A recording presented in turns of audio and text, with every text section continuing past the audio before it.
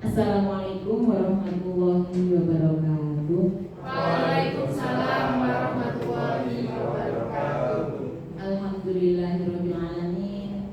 Wassalatu wassalamu ala asrofil anbiya'i wal mursalin wa ala alihi wa sahbihi alladzi jahadu billahi haqqa jihadihi. Rabbi shrahli sadri wa yassir li amri wa hlul 'uqdatam min lisani yafqahu qawli. Amin. Pertama-tama marilah kita panjatkan puji syukur kehadiran Allah Subhanahu wa taala yang mana pada pagi hari ini kita dapat bermuajaah dalam pertemuan yang tidak disangka-sangka. Terima kasih atas kedatangannya, dan yang kedua salawat serta salam kita tujukan kepada Nabi Muhammad sallallahu alaihi wasallam yang kita nanti-nantikan syafaatnya di yaumul qiyamah. Amin ya rabbal alamin.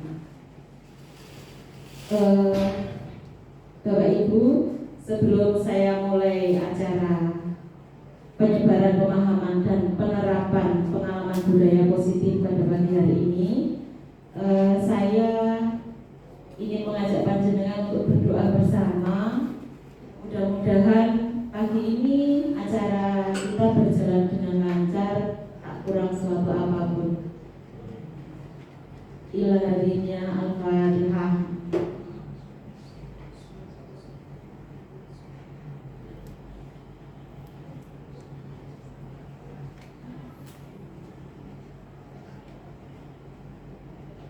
Amin amin ya rabbal alamin. Bapak Ibu yang dirahmati oleh Allah, ini karena nuansanya guru agama yang bicara, jadi kesannya kayak panjenengan mau diajak pengajian ya. Tapi nggak apa-apa ya, ini seninya guru agama ya seperti ini. Beda dengan guru mapel yang lain seperti itu. Tapi saya juga ingin seperti guru-guru yang lain yang ada guyonnya gitu. Saya nanti tak berpantun panjenengan jawab cakep gitu ya.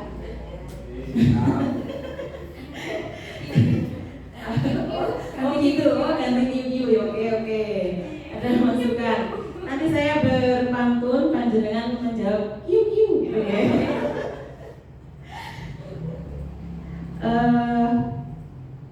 Kita duduk bareng sambil makan.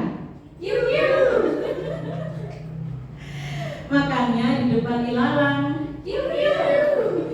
Saya haturkan matur nuwun dumateng panjenengan. Terima kasih atas kedatangan. Terima kasih Bapak Ibu, kiu-kiunya.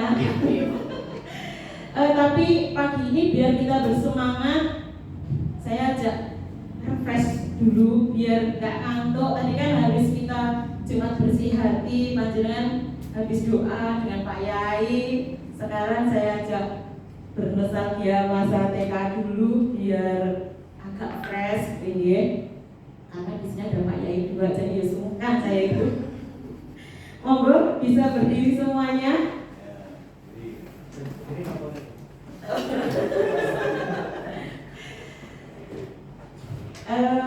Saya akan menyanyikan lagu, panjenengan menginginkan gerakannya, nggih. Tapi dicoba dulu pertama. Tangan ke atas, tangan ke samping.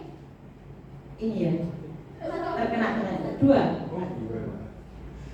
Tangan ke depan, tangan dilipat.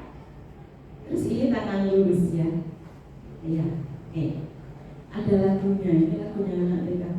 Jadi tangan ke atas, tangan ke samping, tangan ke depan, dilipat yang manis, tangan lurus, tangan ke atas, tangan ke samping, dilipat yang manis. Gerakannya akan terus berubah, maksudnya ini, tapi panjenengan tinggal mengikuti ya. Yuk, siap, konsentrasi. Tangan ke atas, tangan ke samping, tangan ke depan, dilipat yang manis, tangan ke atas, tangan ke samping.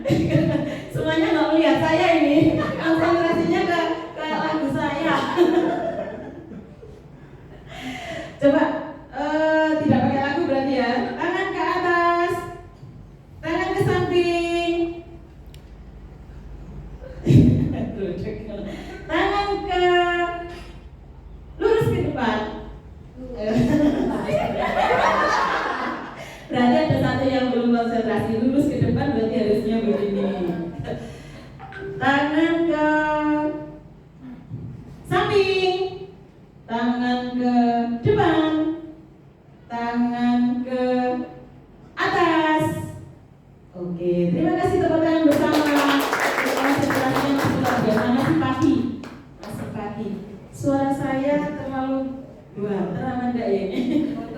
Oke, terima kasih dengan duduk semua lagi. Bapak Ibu yang dirahmati oleh Allah, saya di sini diamanai oleh LMS di Guru Penggerak untuk menyampaikan persebaran pemahaman, penerapan, pengalaman budaya positif. Kita saksikan bersama PPT yang telah saya buat.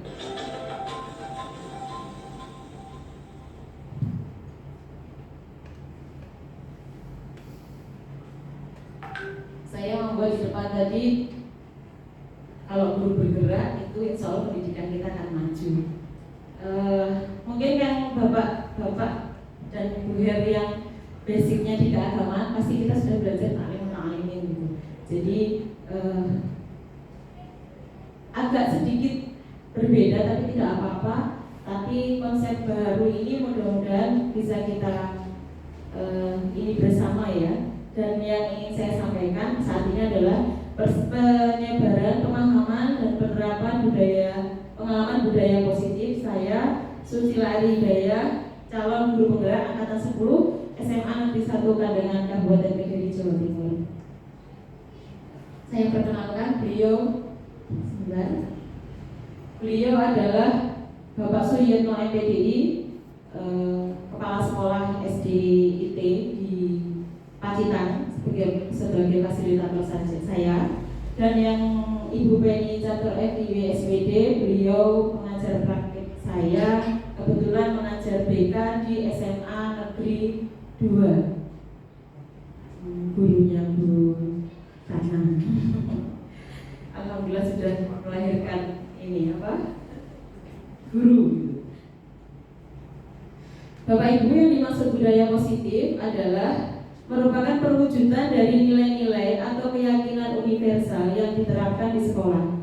Budaya positif dapat mendorong murid untuk mampu berpikir, bertindak, dan mencipta sebagai proses memerdekakan dirinya, sehingga murid mampu mandiri dan bertanggung jawab. Yang namanya budaya itu berarti sesuatu yang kebiasaan dan terus-menerus, bahkan bisa diwariskan. Nah,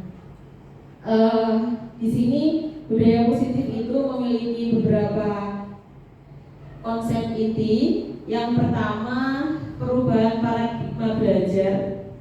Kemudian yang kedua, disiplin positif.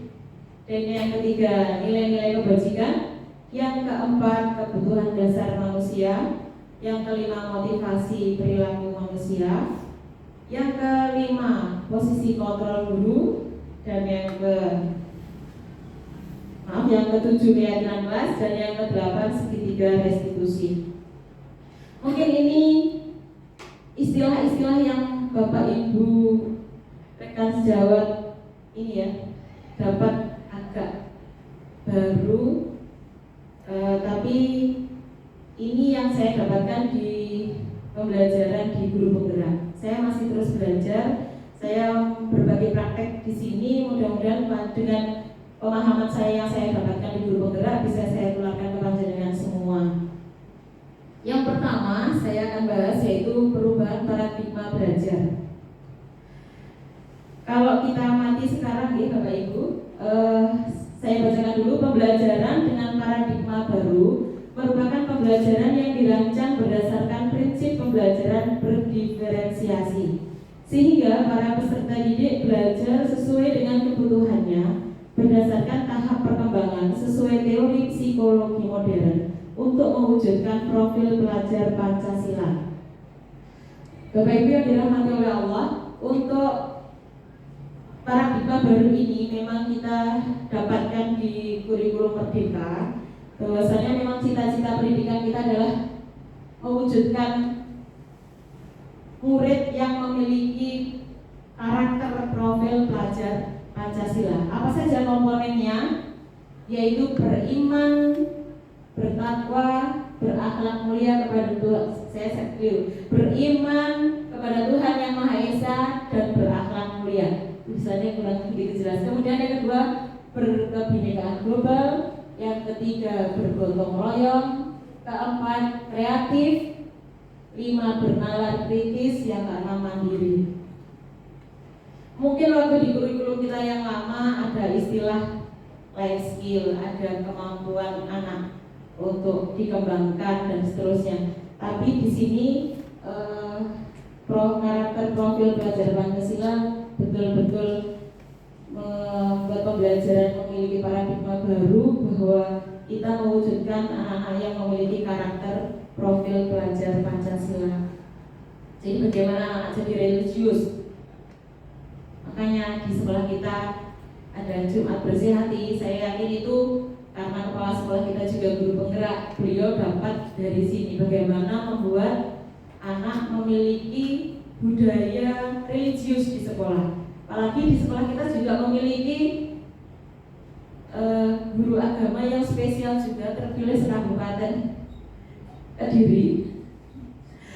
Beliau yang ikut sebagai ketua mencetuskan sekolah berbudaya religi. Jadi luar biasa Kabupaten Kediri ini bisa jadi percontohan nanti, terutama sekolah SMA Negeri 1 Kandangan. Kita nggak boleh pesimis karena anak kita kan anak pinggiran, apa mungkin budaya itu dimasukkan. Nah, insya Allah kalau kita terus bergerak, berusaha menggerakkan juga, insya Allah pendidikan kita akan berubah. Kemudian yang kedua, berkebinekaan global, bagaimana dengan berbineka dan seterusnya. Kita ada Project P5 untuk mengenalkan itu. Kemudian bergotong royong di Project P5, bahkan luar biasa. Kemarin inisiatifnya Bu Nurma dan kawan-kawan mengumpulkan HP-nya anak-anak agar ikut bergotong royong. Itu pasti cara kita untuk membentuk paradigma baru dalam belajar, yaitu bergotong royong. Jadi kalau ada temannya bekerja di proyek, dia merasa harus ikut membantu dan seterusnya. Kreatif, benar kritis dan mandiri, saya kira panjenengan semua sangat paham dengan ini. Saya lanjutkan. Ini miskonsepsi tentang teori kontrol, Bapak Ibu. Saya dulu juga begitu. Kadang kita juga muncul yang seperti ini di anak-anak kita gitu. Contohnya ya, ilusi bahwa kritik membuat rasa bersalah mampu menguatkan karakter. Iya kan? Kadang kita, kamu itu gimana sih? Kok nggak mengerjakan? Beratnya itu sudah capek loh ngajar. Beratnya itu siang-siang nggak kita kayak curhat gitu kan? Kadang muncul ya. Dan kita merasa kalau anak dibegitukan akan merasa bersalah, terus akhirnya manut sama kita. Dan miskonsepsi yang ada lagi, kadang saya kalau lihat seperti ini kayak berkaca saya sendiri kemarin gitu. Iya, aku dulu kayak gitu. Terus ilusi guru mengontrol murid. Jadi kontrol itu ada di kita karena kita merasa murid itu sebagai objek dan kita adalah yang subjeknya. Jadi saya ngasih ya kamu terima, kamu tak kasih ini ya kamu harus terima itu. Tugasnya ini kerjakan, bab ini dirangkum. Masih ada yang seperti itu. Atau mungkin kemarin, sekarang berarti harus belajar bersama kita nanti bagaimana belajar yang benar, paradigma baru dalam belajar. Terkadang ilusi bahwa semua penguatan positif efektif dan bermanfaat. Ini ada beberapa guru yang di sini yang mungkin secara finansialnya banyak, ada juga yang gini. Siapa yang bisa dikasih uang? Ya, okay. Nah itu merasa bahwa anak kalau seperti itu berarti termotivasi untuk belajar. Ini juga miskonsepsi tentang teori kontrol. Kita merasa bisa mengontrol anak-anak kalau kita akan pamer sesuatu atau kita iming-imingi sesuatu. Kemudian yang terakhir, yang miskonsepsi yang ini saya tampilkan, yang keempat adalah ilusi bahwa orang dewasa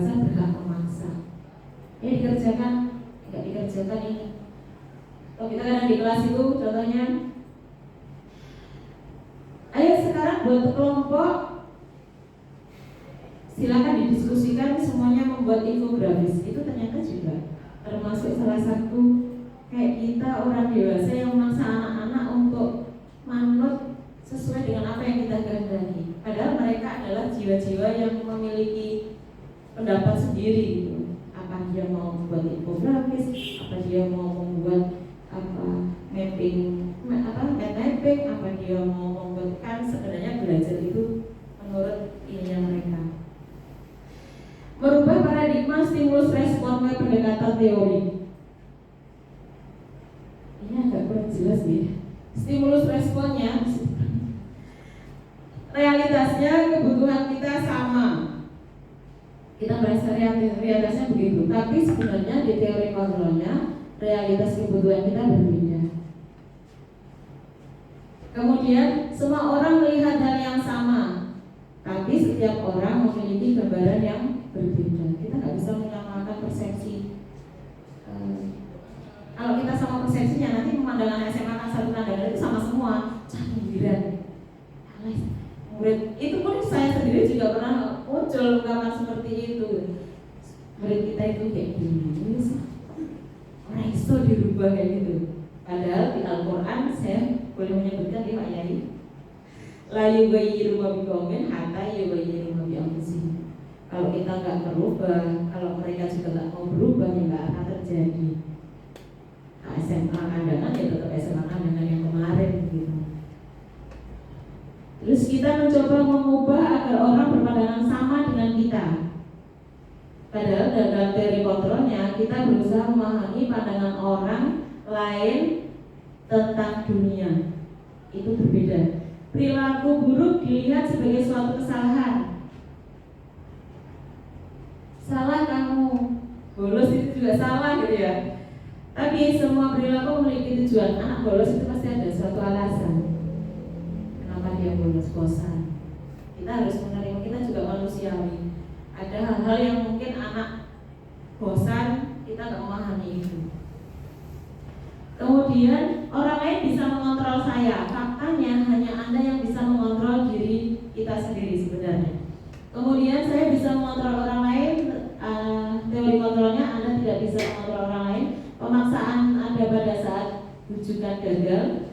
Teori kontrolnya kolaborasi dan konsensus menciptakan pilihan-pilihan baru. Dan ini yang tertanam sejak kita dulu sekolah. Model berpikir menang kalah kalau stimulus respon. Kalau di teori kontrolnya model berpikir menang dan menang. Dulu kita ada juara 1, 2, 3. Dan anak akhirnya pasti panjenengan dulu waktu kita SD ya, pasti kan kalau kita juara 1 terus gitu. Dulu kebetulan alhamdulillah saya SD itu juara 1 terus. Kok tiba-tiba saya juara 2? Itu kayak rasanya itu ada sesuatu yang ini akhirnya jadi rasa lain gitu. Motivasinya jadi lain. Yang kedua, yang pertama paradigma baru, yang kedua disiplin positif. Disiplin positif. Disiplin berasal dari kata disiplina yang artinya belajar disiplin, mengacu pada disiplin diri yang memiliki tanggung jawab terhadap apa yang dilakukan berdasarkan nilai-nilai yang diyakini. Disiplin positif merupakan salah satu cara penerapan disiplin yang bertujuan untuk menumbuhkan kesadaran serta memberdayakan peserta didik tanpa imbalan penghargaan, riwayat, ancaman, atau hukuman.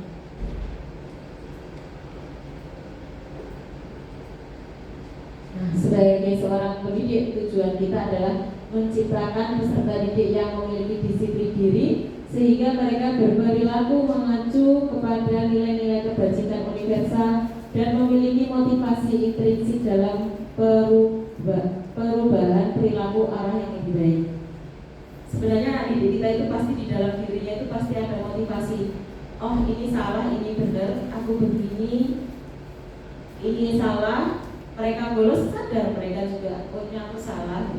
Tapi kita bagaimana memahami mereka dalam kondisi seperti itu dan mendisiplinkan mereka tanpa mereka sadari mereka akan muncul dalam dirinya. Aku harus disiplin karena aku butuh ini. Aku harus disiplin karena memang aku seorang pelajar yang harus memenuhi tugas dan tanggung jawabku. Sebagaimana kita orang dewasa, aku harus bekerja karena tanggung jawabku sebagai kepala rumah tangga.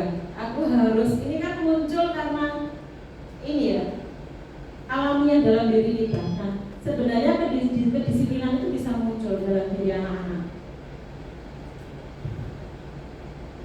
Dan nilai-nilai kebajikan yang bisa kita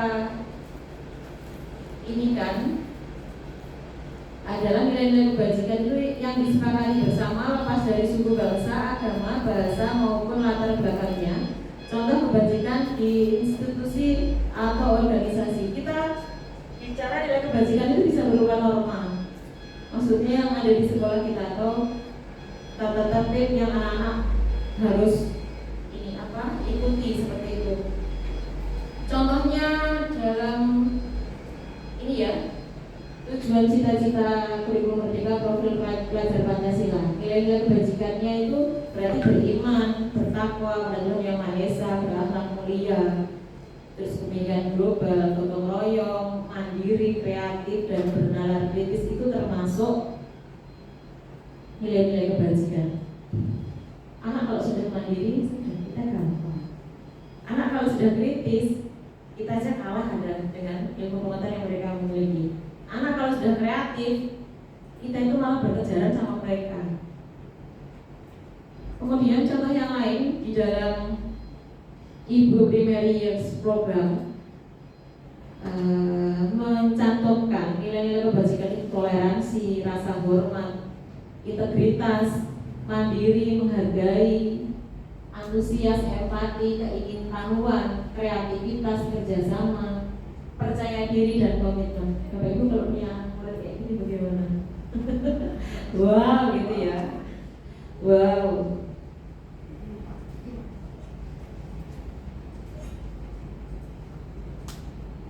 Keterampilan hidup dan skill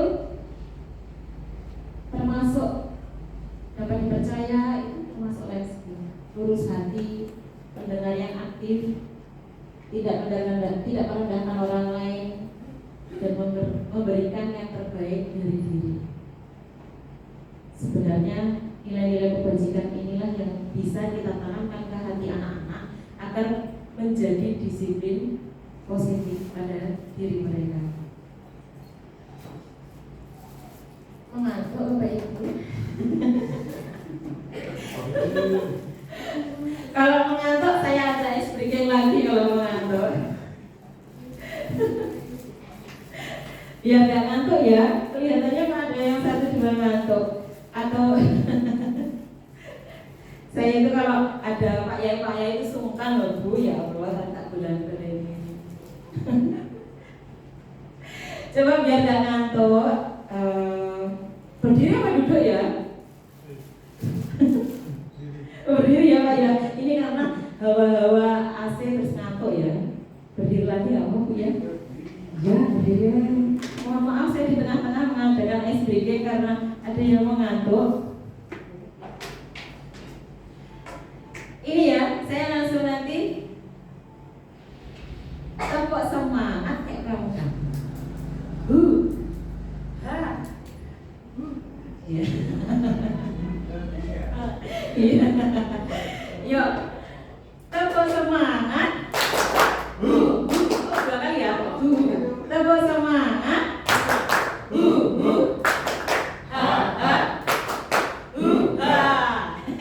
Sudah, silakan duduk kembali. Paling tidak nggak ngantuk lagi. Anak kita juga seperti itu di kelas itu. Daya tangkapnya itu paling 5 menit. Setelah itu, nah makanya ada yang bolos itu karena bosan, itu kita jangan menyalahkan mereka. Oke? Next kita lanjut ke kebutuhan dasar manusia. Kenapa kok masuk ke dalam konsep budaya positif, kebutuhan manusia, kebutuhan dasar manusia? Saya bacakan dulu. Kebutuhan dasar manusia itu adalah segala sesuatu yang kita lakukan untuk mendapatkan apa yang kita Seluruh tindakan yang kita lakukan memiliki tujuan tertentu dan semua usaha terbaik yang kita lakukan adalah dalam rangka agar kebutuhan dasar kita terpenuhi dengan baik. Kebutuhan dasar itu berarti kalau kita nggak memenuhi itu berarti ada yang kurang itu. Bahkan mati, mohon maaf ya bahasanya. Kalau kita nggak memenuhi kebutuhan dasar itu, kita mati. Meskipun dalam pembelajaran akidah saya itu ada akidah itu, kalau saya dulu ngaji akidah itu ada apa? Tapi teori konsep tentang dasar kebutuhan di guru penggerak memang seperti ini. Maka kita bahas bahwa orang itu pasti ingin bertahan hidup, ya, ingin bertahan hidup. Makanya kita butuh makan, pakaian, tempat tinggal, terus keamanan, kesehatan. Itu menjadi pokok kebutuhan dasar hidup manusia. Bahkan di undang-undang kita juga tidak boleh diperjualbelikan. Air, api, pada negara itu kan kaitannya dengan kebutuhan dasar kita. Bahkan di Islam juga begitu. Mohon maaf, saya menggunakan bahasa Islam. Sebagaimana Rasulullah juga mengharamkan kita tidak boleh bermuamalah dengan air, api, pada negara. Jadi berarti bertahan hidup itu menjadi kewajiban malahan. Kalau dalam konsep tatanan negara. Tapi kalau dalam diri kita itu memang cara kita untuk bertahan hidup. Kemudian yang kedua, kasih sayang dan rasa diterima. Ini kalau dalam pembahasan akidah memang tidak dibahas di dalam kebutuhan. Tapi kalau di dalam konsep budaya positif di guru penggerak, kebutuhan dasar itu kasih sayang, rasa diterima, dipedulikan, berbagi, kerjasama, dan menjadi bagian dari anggota kelompok itu juga termasuk kebutuhan. Coba di kelas anak-anak kita nggak digabe sama temannya, nggak diajak berbagi, ada nggak di kelasnya? Ada kan? Satu itu dia nggak pernah ini sama temannya. Nah itu kita juga harus memperhatikan itu. Dia juga butuh sebenarnya, itu menjadi kebutuhan dia. Kalau kita membiarkan keadaan itu, maka akan terjadi kesalahan di sana dalam proses dia mendapatkan pembelajaran. Kemudian kebutuhan dasar yang berikutnya adalah penguasaan, harga diri, keinginan untuk dianggap, memimpin, berprestasi, diakui, didengar, itu juga termasuk kebutuhan dasar. Yang keempat, kebebasan, mandiri, memiliki pilihan, mencoba hal baru, dan mampu mengendalikan arah dirinya. Dan yang terakhir, kesenangan bermain, humor, antusias, dan tertawa, itu juga termasuk kebutuhan. Makanya kalau kita bisa memenuhi ini semua ke anak-anak, pasti lahir anak-anak yang bahagia, yang merdeka belajar. Kita berpihak betul kepada anak-anak untuk belajar. Selama ini kan keberpihakan belajar ke kita. Kurikulum KD-nya selesai atau ATP-nya sudah terpenuhi semua, ya wis selesai. Tapi nggak seperti itu sebenarnya konsep pendidikan. Bahkan pendidikan di belakang meja ini juga, mohon maaf, ini kalau saya boleh mengatakan itu pendidikan kolonial ini. Harus duduk di belakang meja, di kursi, memperhatikan guru, itu pendidikan kolonial. Wong di pondok-pondok pesantren dulu aja bisa langsung kita sama Pak Yainya langsung ngaji kitab, tidak harus dengan itu belum melahirkan ulama-ulama besar, melahirkan Yai Hasyim Asy'ari, melahirkan Yai Ahmad Dahlan. Itu kan mereka tidak berada di belakang bangku orang-orang besar itu. Jadi seperti itu. Next, saya lanjut. Lesehan di pondok pesantren itu lesehan. Bahkan saya sendiri bisa pamer, saya bisa bahasa Arab itu juga jadi ini. Meskipun saya dianggap pegawai negerinya karena bahasa Arab, tapi ternyata saya dulu pinternya itu nahwu sorobnya itu bahkan di pesantren saya, di Tarboh, di madrasah saya, di akademik itu karena mendapatkan ijazah. Karena apa? Karena kita bebas di sana untuk bertanya. Apalagi guru nama saya waktu itu masih Pak Jaka. Motivasi itu, motivasi ternyata itu motivasi loh, Bapak Ibu. Iya, namanya aja saya masih hafal. hafal sekarang. Meskipun sekarang sudah sama-sama tua gitu. Saya itu kalau belajar nahu mesti dapat nilai bagus, mesti 100, 195, 100 juga motivasi ternyata. Nah, motivasi perilaku manusia yang dari luar itu untuk menghindari ketidaknyamanan atau hubungan. Nggak mau garap tugasnya, kalau nggak kamu kerjakan, nggak ada nilai. Kamu kalau tidak gitu ya.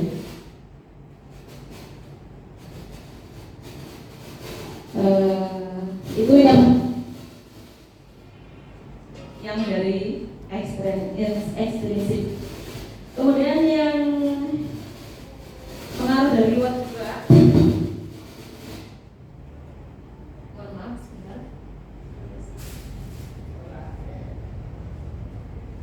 Saya lanjutkan tanpa mic. Yang kedua untuk saya kira suara saya diterima nanti. Soalnya menggelegar. Kata anak-anak nggak usah pakai mic bu, suara panjenengan kalau putrian itu ya pak.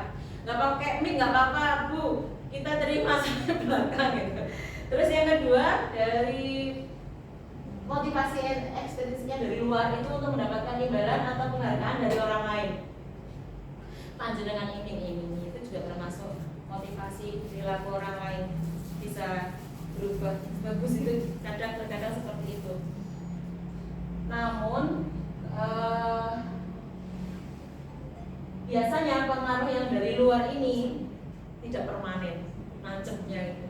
Dulu saya dapat imbalan dari kakak saya, misi ini nggak juara siji waktu saya SMP, juara saya 26, juara 26 dari 40 teman satu kelas. Sama kakak saya cuma dikasih gini pak, tak berikan apapun yang kamu inginkan, kamu bisa kayak juara sini ya, maksud keluarga kita juara 26. Tapi mungkin saya agak nakal ya awal-awal masuk SMP. Terus habis itu dicau, kalau dulu cau ya, dicau ke berikutnya dengan teman yang sama, dengan kelas yang sama, saya juara 1. Tapi nggak bertahan lama, ketika nakalnya balik lagi, ya tapi lah juaranya lorot lah, karena motivasinya dari luar, nggak terus dari dalam. Kalau motivasi dari luar untuk menjadi orang yang mereka inginkan dan menghargai diri sendiri dengan nilai-nilai yang mereka percaya.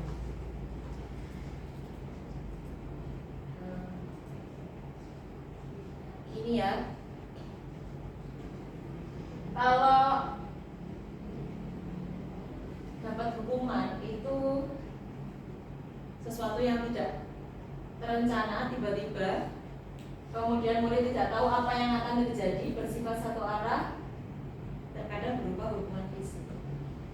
Cuma kadang hukuman kita itu yang nggak fisik, apa ya? Yang fisik itu bahkan seperti kita nyuruh anak baca, gitu ya.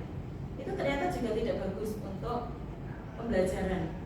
Jadi membaca karena, atau kalau saya dulu ini saya bertobat ya, disuruh menulis istighfar sampai 100 kali ya. Astagfirullahaladzim. Jadi itu saya dulu itu. Sekarang sudah tahu batuan gitu kan. Untuk kalau kita ada konsekuensi beda lagi, kita membuat kesepakatan sama anak-anak. Biasanya di kelas itu kita buat kesepakatan. Kalau ada yang makan, bagaimana? Kalau terencana disepakati sesuai peraturan yang murid inginkan. Biasanya ada di kesepakatan kelas ya. Kemudian tetap dibuat tidak nyaman sikap guru yang selalu memonitor murid. Kadang kan anak-anak tidak nyaman sama kesepakatan itu.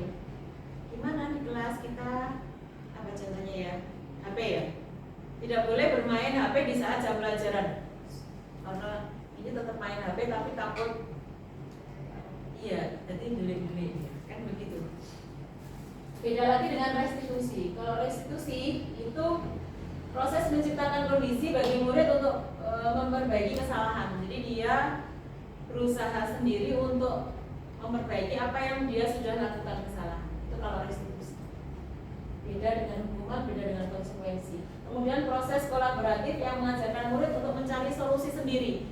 Jadi kita kayak menemukan solusi atas permasalahannya siswa dengan mengajak ngobrol untuk menyelesaikan apa yang menjadi permasalahan bagi si murid tersebut. Ini posisi kontrol yang saya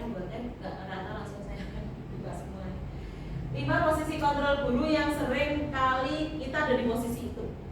Ini yang sering terjadi. Yang pertama penghukum. Dulu zaman jadi tatib atau kalau panjenengan jadi tatib gitu ya, itu terkadang image garang nancep ke anak, kemudian membuat merasa bersalah. Posisi kontrol yang kelima teman. Posisi kontrol guru yang keempat pemantau, memonitoring muridnya terus gitu. Terus yang kelima manajer. Saya akan menjelaskan satu persatu Bapak Ibu.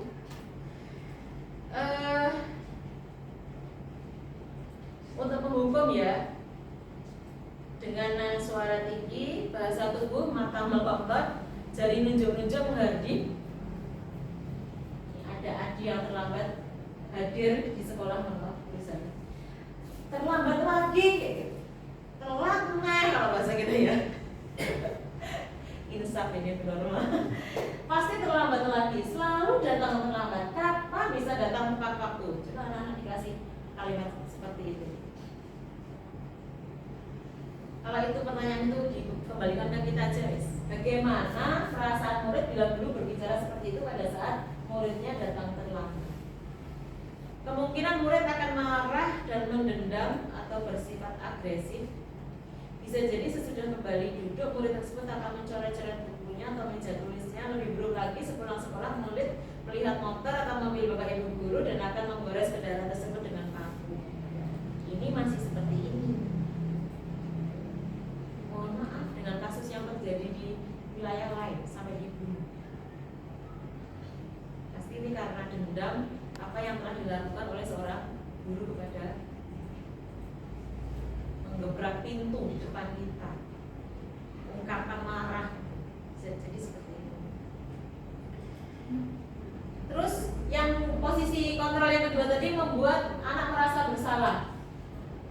Ada suara memelas, harus sedih, bahasa tubuh merapat pada anak, lesu. Kalau saya belum pernah seperti ini.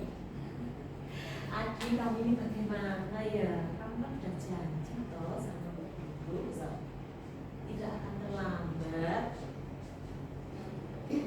Kamu kenapa ya senang sekali mengecewakan ibu? Ibu benar-benar kecewa sekali. Kamu ini gimana sih? Kayak anak merasa terlambat itu berarti membuat guru ini sangat kecewa dan dia juga akhirnya takut salah dulu, kayak merasa bersalah.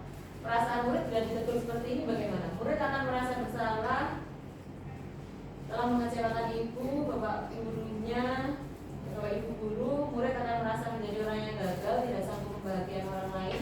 Kadang-kadang sikap seperti ini lebih berbahaya dari sikap penghukum, karena emosi akan tertanam rapat di dalam diri murid.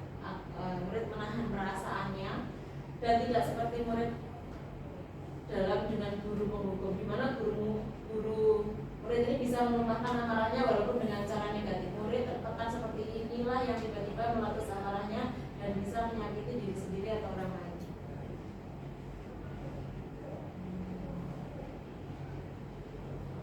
Apa ya?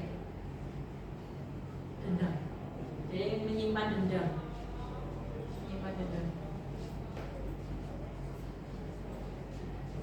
Ini kalau bercanda ya, ini merasa teman, akrab.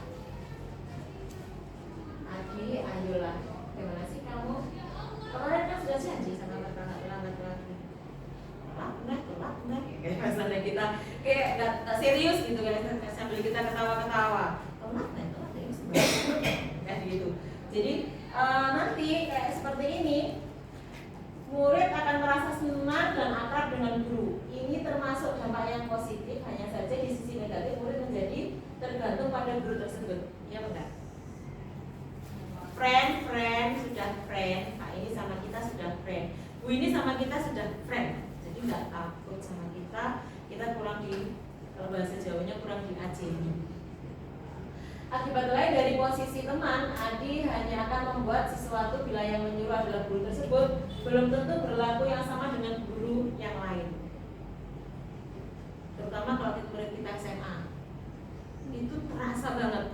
Beda sama SD sama TK. Kalau SMA itu kalau kita bahasanya seperti ini sudah kita kayak diremehkan sama anak-anak.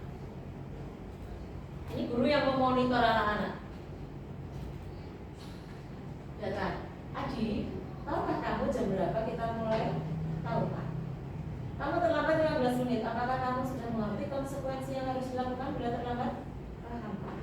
Saya harus tinggal kelas pada jam istirahat nanti dan mengerjakan tugas ketertinggalan tadi saya. Oke, ini Adi ya. Ini bapaknya saya dulu nantinya. Bagaimana perasaan murid diperlakukan seperti ini? Murid memahami konsekuensi yang harus dijalankan karena telah melanggar salah satu peraturan sekolah. Guru tidak menunjukkan suatu emosi yang berlebihan, menjadi pemarah atau membuat merasa berbuat salah. Murid tetap dibuat tidak nyaman, yaitu dengan harus tinggal di kelas pada waktu jam istirahat dan mengerjakan tugas. Kadang anak-anak disuruh nyapu rumput atau disuruh membersihkan kamar mandi, meskipun itu termasuk hukuman tadi ya, tapi kalau seperti ini masih murid tidak akan merasa nyaman. Ini kalau posisi manajer yang kelima, yang terakhir tadi ya, posisi kontrolnya yang kelima. Nada suaranya tulus, bahasa tubuh tidak kaku, mendekat ke murid. Adi, apakah kamu mengetahui jam berapa sekolah dimulai? Tahu Pak, jam 7. Ya, jadi kamu terlambat. Kira-kira bagaimana kamu akan memperbaiki masalah ini? Jadi kembalikan ke dia. Saya bisa menanyakan teman saya Pak untuk mengerjakan tugas yang tertinggal tadi. Itu bisa dilakukan. Apakah besok akan ada masalah untuk kamu agar bisa tepat waktu ke sekolah? Atau bisa jadi kenapa kamu malah ini? Saya tadi bangun terlambat Bapak Ibu. Pak, apa di rumah nggak ada ayah sama ibu? Ada, sudah berangkat lebih pagi. Coba bisa bekerja sama dengan Bapak Ibu? Bisa Bu, tapi Bapak Ibu berangkatnya jam 6. Oke, berarti minta dibangunkan Bapak Ibu jam 5 bisa? Jadi kayak diajak berdiskusi untuk menyelesaikan permasalahannya. Baik, saya hargai usahamu untuk memperbaiki diri. Bagaimana perasaan murid diperlakukan seperti ini? Pada posisi manajer, maka suara guru sebaiknya tulus, tidak perlu marah, tidak perlu meninggikan suara, apalagi menunjuk-nunjuk jari ke murid, berkaca pinggang atau bersikap seolah-olah menyesal tanpa sedih sekali akan perbuatan murid ataupun bersenang gurau menempatkan diri sebagai teman murid. Fokus ada pada murid, bukan untuk membahagiakan guru atau orang lain. Jadi fokusnya ke mereka. Inilah yang dimaksud keberpihakan kepada murid. Jadi posisi kontrolnya ke dia sendiri. Dia mengontrol dirinya, dia mengetahui dia salah, dia posisi kontrolnya dia. Terus dia juga tahu nilai-nilai kebajikan tadi. Oh, aku harus disiplin. Oh, aku harus bertanggung jawab. Oh, aku harus bertanggung jawab atas apa yang aku ucapkan. Bila guru mengambil posisi memantau, guru akan melihat apa konsekuensinya, apa peraturannya. Namun pada posisi manajer, guru akan mengembalikan tanggung jawab pada murid untuk mencari jalan keluar permasalahannya. Tentu tetap dengan bimbingan guru. Jadi kita membimbing anak untuk menemukan solusi dari permasalahan yang dihadapi, keterlambatannya si Adi tadi. Kalau tadi saya contohkan bisa kerjasama sama Bapak Ibu, oke. Di akhir untuk menekankan kita bisa mengatakan, oke, berarti Ibu bisa ya menghubungi Bapak Ibu kamu untuk nanti menyampaikan bangun jam 5. Jadi kita seperti ada kerjasama dengan orang tua. Jadi anak akan bertanggung jawab, akan menyampaikan, dan kita ada follow up-nya. Nah, Bapak Ibu monggo panjenengan, saya tadi membagikan post-it di depan panjenengan semua, ada bolpennya. Ini tanya kepada panjenengan sendiri. Posisi kontrol apakah aku sebagai guru ketika saya kecewa sekali dengan kamu murid? Tadi ada penghukum, ada pembuat merasa bersalah, ada pemantau, sebelum memantau teman, kemudian kita membuat pemantau, terus yang terakhir manajer. Kalau panjenengan mengatakan saya kecewa sekali dengan kamu, ini menurut panjenengan masuk di posisi kontrol apa?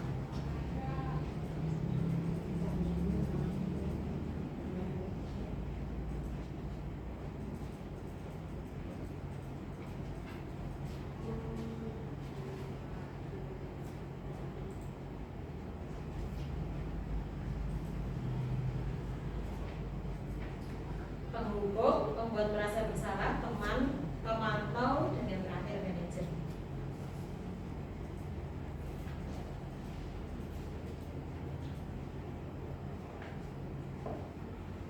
Kadang kita kayak saya aja Bapak Ibu ya nulis kayak gini kan, kayak aku dewi sih ngomong, maksudnya seperti saya sendiri yang ya pernah sih ngomong kayak gini dengan anak gitu. Next, kalau bicara begini, kamu tidak pernah benar melakukannya. Kamu itu loh kok tak pernah benar melakukannya. Beda kertas. Yang sama, yang oh ya dan sama gini. Maaf. Yang pertama tadi Kita. Enggak, terus satu dua. oh enggak, biar penuh nanti itu. Biar dokumentasinya. Iya. Warna oh iya. Ini cukup kayak ini. Iya. Yang ini ya. Kalau yang keliru saya beri lagi warna. Itu soalnya soalnya itu. Boten. Jadi tahu kalau ini yang pertama. Yang pertama warna ini ya Pak. Oh iya deh, iya. Berdasarkan warna. Ada satu warna orange. Warna saya Kuning ya. Yang kedua warna apa? Yang kedua warna kuning ya. Pak Ridwan yang biru apa itu? Cantik.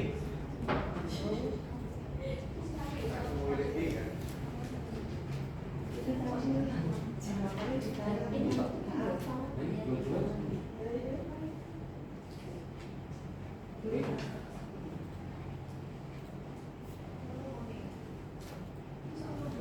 Yang kurang apa Pak?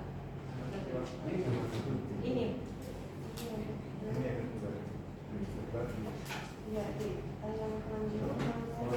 Kuning ya. Terus yang ketiga hijau ya. Yang ketiga hijau. Pertama tadi penghukum, kedua membuat merasa bersalah. Ini kan ya. Nah, saya kembalikan lagi. Kamu tidak pernah benar melakukannya. Nah ini loh maksud saya.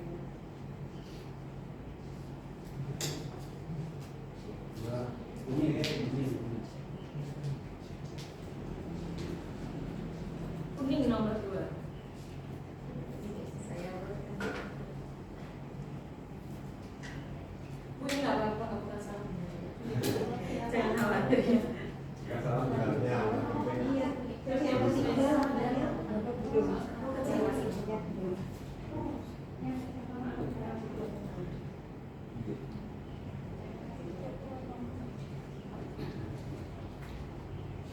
Aku kecewa sama kamu apa Bapak Ibu? Membuat merasa bersalah. Merasa bersalah. Membuat merasa bersalah. Apa Bapak Ibu? Terus yang kedua, kamu nggak pernah merasa, kamu nggak pernah ada benarnya.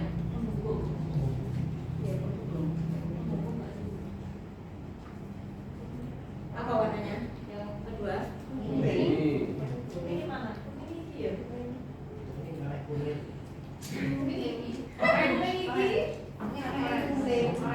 Oh, orang tadi. Oh, ini mana? Ini ya? Ini ya? Yang mana yang keliru? Ini. Nomor 2 ini ya? Oke, nomor 2 yang ini Bu. Oke, yang keliru saya. Yang kedua Yang pertama orange Bu. Orangnya yang ini loh.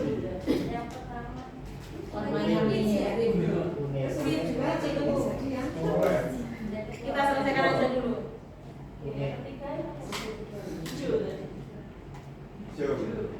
Yang ketiga pertanyaannya warna hijau. Ya. Yang ketiga hijau.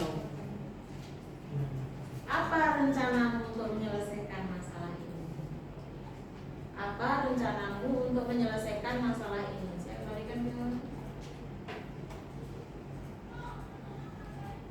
apa rencanamu untuk menyelesaikan masalah ini?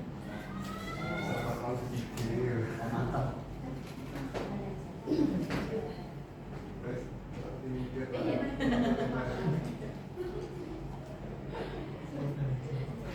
Iya.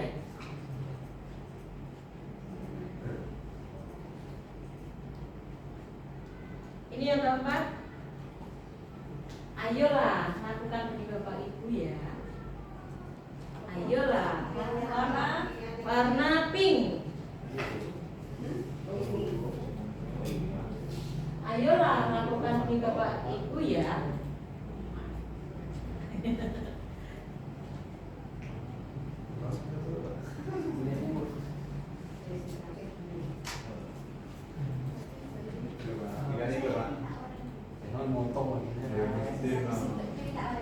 Oh iya.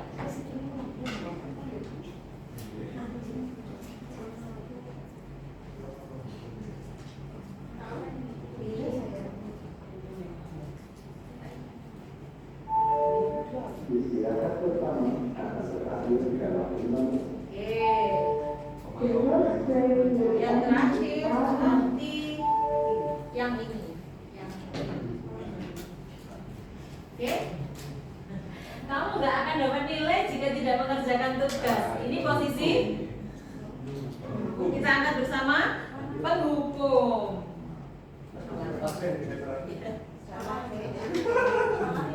Salah sisa loh itu. Sama siji langsung dua. Ini nggak salah nggak benar, kita belajar untuk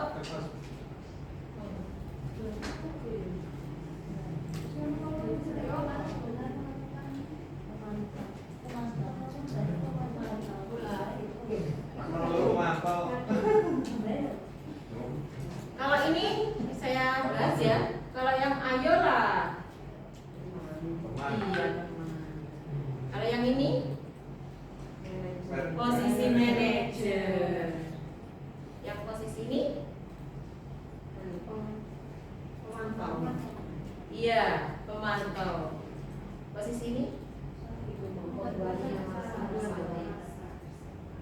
tapi kita bersama-sama bertaubat ya.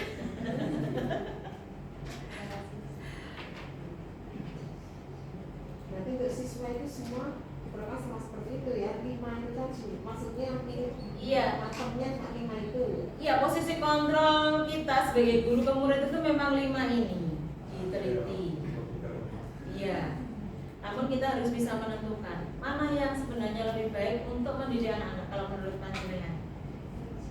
Ini Maksud saya itu untuk memberikan motivasi intrinsik dalam dirinya agar dia memiliki budaya positif, sadar bahwa dia melakukan kesalahan itu tidak benar dan berusaha untuk memperbaiki. apa nggak lihat siswanya kan saya katakan macam-macam. Oh yang sesuai ini atau nggak seperti itu. Jadi semuanya mungkin bisa kita lakukan. Atau tidak salah saya. Oh. Kalau menurut pendidikan yang saya dapatkan saat ini, posisi kita seharusnya sebagai manajer. Kenapa? Karena dengan penghukum tadi seperti kita bahas di depan, anak akan merasa dendam dengan kita. Kita akan nggak senang sama guru tersebut. Jangan sampai kita jadi guru yang datang ke kelas itu nggak diharapkan. Belum wis gak demen sama kita karena kita gampang-gampang mengasih hukuman. Terus jangan pula kita masuk ke kelas itu sangat diharapkan karena kita seperti teman. Juga nggak boleh. Karena dengan seperti itu kita kurang mendapatkan iya. Kalau kita sebagai pemantau anak kurang nyaman, akhirnya kita seperti bagaimana kesepakatan kelas kita, bagaimana kayak gitu anak-anak itu malah sering nyuri-nyuri kalau seperti itu. Tapi kalau dia sadar, oh iya, aku nggak boleh makan di kelas, aku kayak gitu. Itu karena dalam dirinya. Itu nanti tertanamnya bisa sampai tua proses pendidikan yang mereka sadar dari motivasi intrinsik dirinya bahwa aku harus jadi orang yang tanggung jawab, harus antusias, harus mandiri, harus kreatif. Itu kalau muncul dalam diri seperti hanya kita itu ketika kita bekerja. Kalau panjenengan ini bukan dikejar PNN ya, maksudnya kalau kita ini sama kepala sekolah atau pimpinan kita kan beda sama kita sadar memang kita mau menyelesaikan itu. Tanggung jawab kita sebagai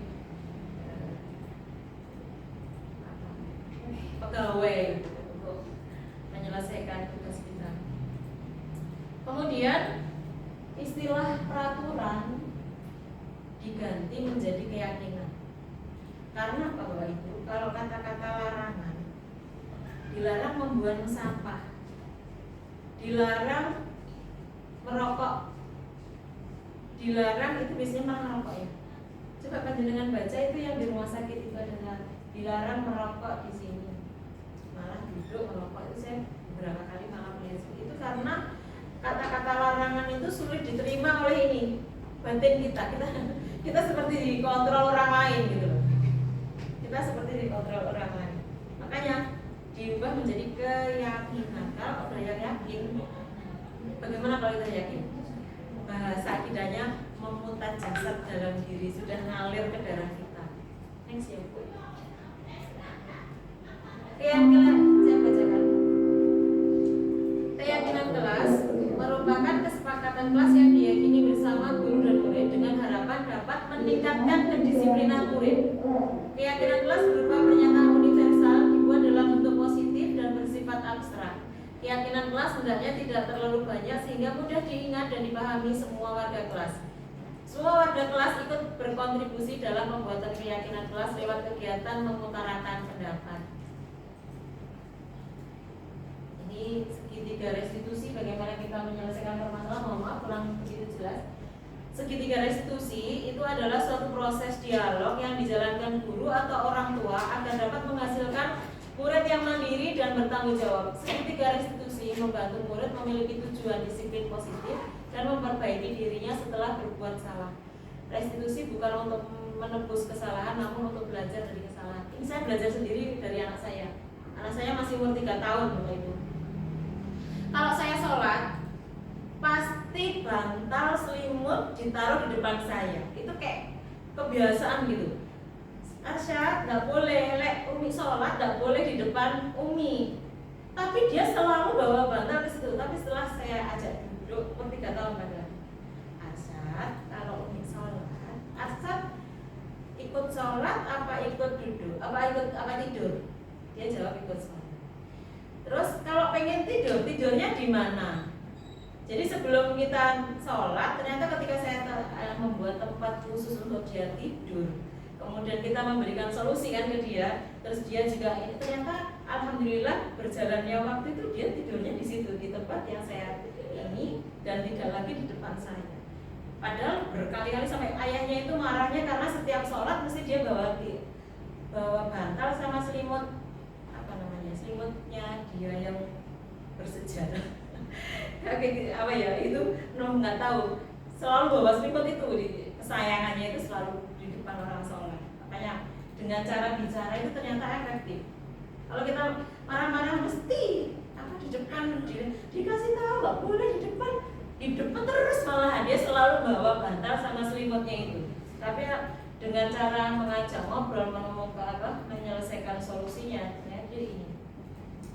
Bapak Ibu, untuk segitiga restitusi itu untuk menyelesaikan permasalahan anak. Diharapkan menyelesaikannya itu di tempat tersendiri, tidak di depan teman-temannya. Jadi kalau di depan teman-temannya itu ada 30 detik penyelesaian utama. Jadi misal dia terlambat 30 detik kita selesaikan, atau nanti ketemu Bunda ya. Kenapa kamu terlambat? Ini hanya menyelesaikannya ternyata diajarkan hanya 30 detik untuk di depan teman-temannya.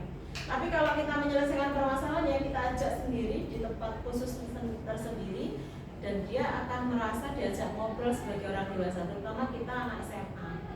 SMA itu sudah memiliki rasa ego yang tinggi, dia merasa diri.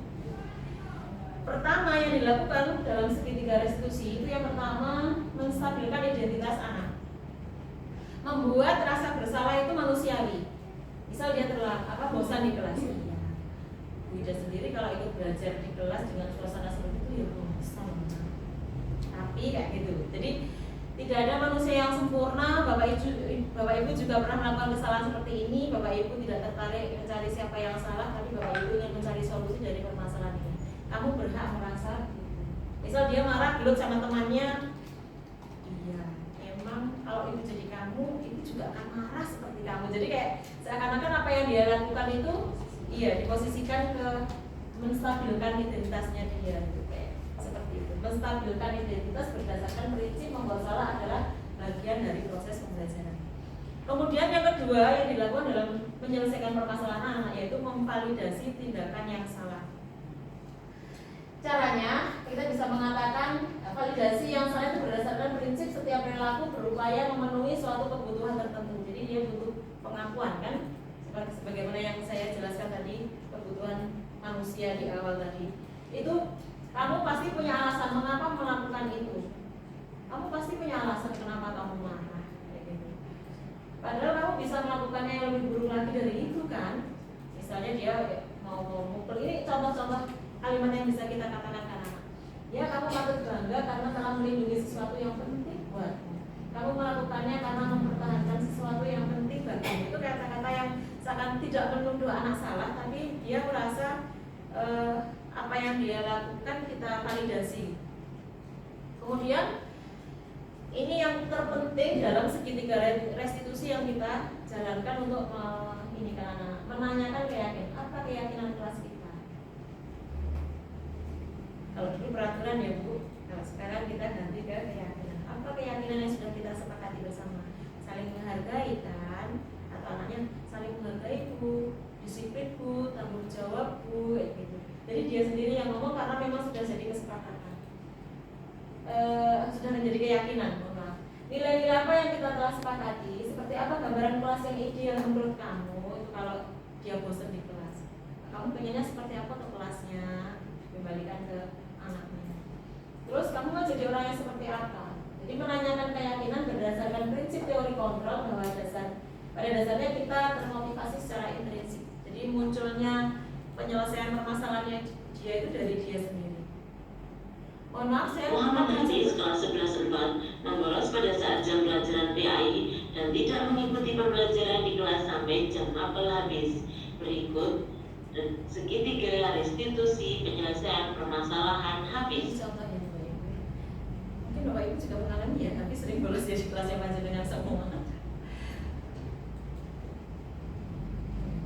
Waalaikumsalam. Mudah-mudahan saya mengalami. Hafiz. Lalu kamu pergi kemana? Saya pergi ke kantin. Kantin. Apa yang kamu lakukan di kantin? Saya makan.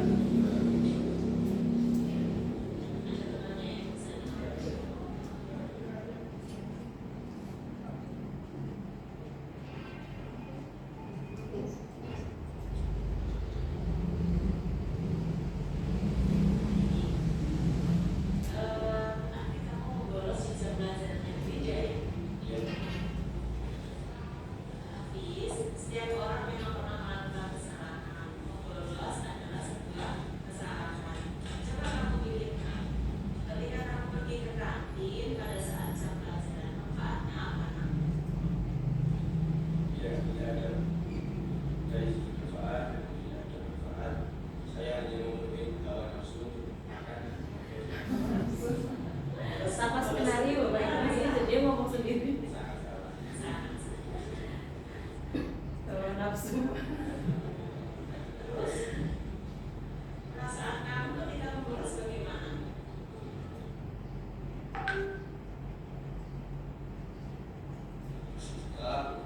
Saya sudah melakukan dan membuat ibu menjadi cemas karena sudah terjadi saya di manapun keberadaan saya kurang Bolos,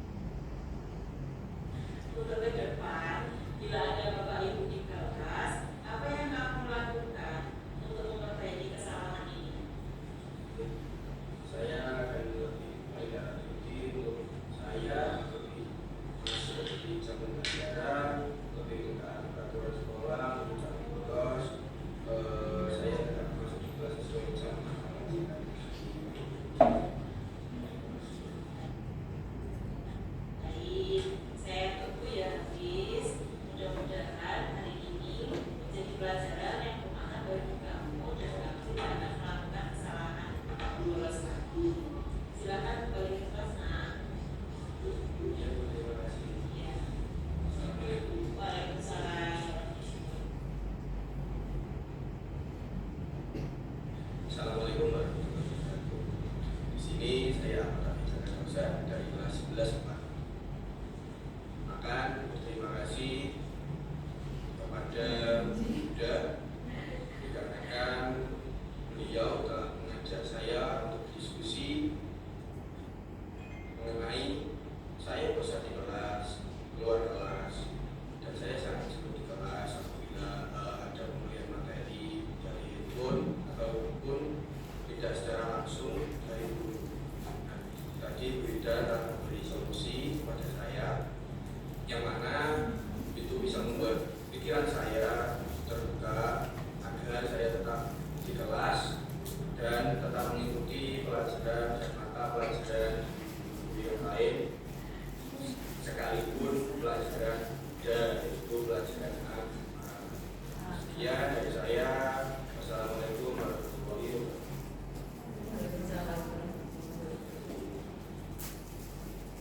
Sebagai penutup dari presentasi saya pagi ini, dalam penerapan program disiplin positif, hendaknya guru memiliki standar kepribadian profesional dan sosial yang baik di mata guru maupun merefleksikan dirinya dalam posisi kontrol saat ini.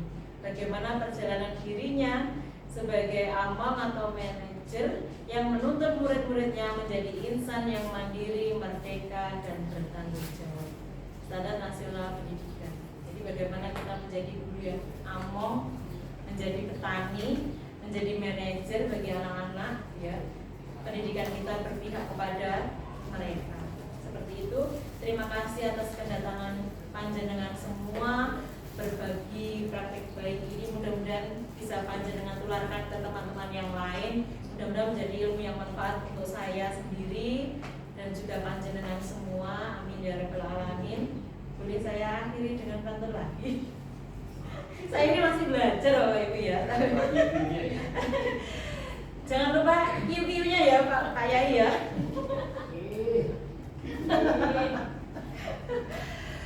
Burung dara, burung cendrawasih. Jangan lupa carinya di Papua. Cukup sekian, terima kasih. Semoga bermanfaat untuk kita semua. Terima kasih. Assalamualaikum warahmatullahi wabarakatuh. Waalaikumsalam warahmatullahi wabarakatuh.